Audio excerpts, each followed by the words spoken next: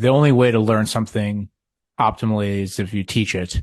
You force yourself to be put in that situation because you have to know as much as possible about it to articulate it to the next person who doesn't know or knows less than you.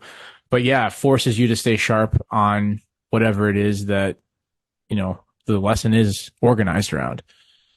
Yeah, I So put that into every one of my seminars now, heavy club seminars, kettlebell seminars. It doesn't matter if you want to be a coach or not. If you are a professional coach, when you come to these seminars, everybody ends up in front of the class at least 7 times.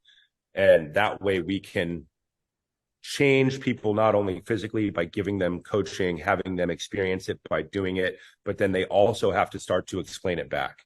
It doesn't matter if you're a professional coach or not. That should be inside of your seminars agreed. because nobody gets into training unless they want to be a different person. They're trying to fundamentally alter some characteristic about themselves.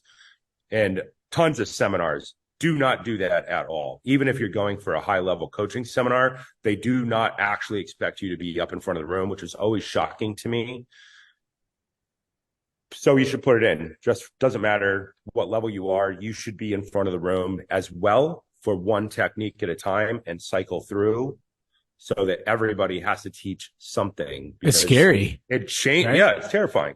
But if you do it right away and you don't leave it to higher levels of coaching, then by the time people get to higher levels of coaching, it's not scary anymore. The whole goal is to get rid of all of those things that inhibit your flow state.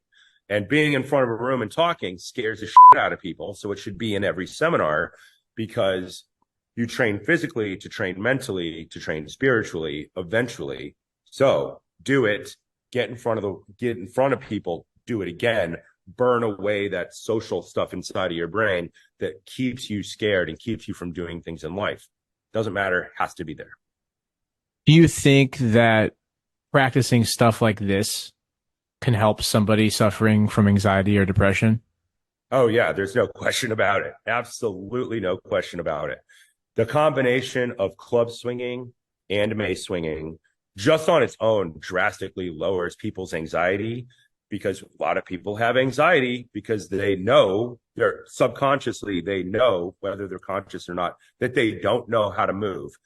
So when the second you start teaching people clubs, they tend to start getting lower levels of anxiety almost immediately because their body goes back to doing what it's supposed to do. It starts to feel more physically safe. Hmm. And then eventually you combine that with some type of observe, orient, decide, act, OODA loop weapons training, and people's anxiety level crashes through the floor.